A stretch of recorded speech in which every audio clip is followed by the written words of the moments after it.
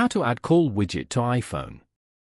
To get started, first of all press and hold a blank area until your apps start to jiggle, then tap on Edit in the top left corner. From the drop-down menu at the top, tap Add Widget Options. This will open the widget gallery, where you can browse and add a variety of available widgets. On the widget screen, you can use the search bar for convenience. Scroll down the list of applications until you find and tap on Contacts. You can swipe left or right to preview the different available formats and sizes for the widget. Once you've chosen, tap the Add Widget button at the bottom of the screen. The widget will be placed on your home screen. Once finished, tap on Done at the top right corner. Following these steps, you can easily add a call widget to your iPhone's home screen. Thank you for watching.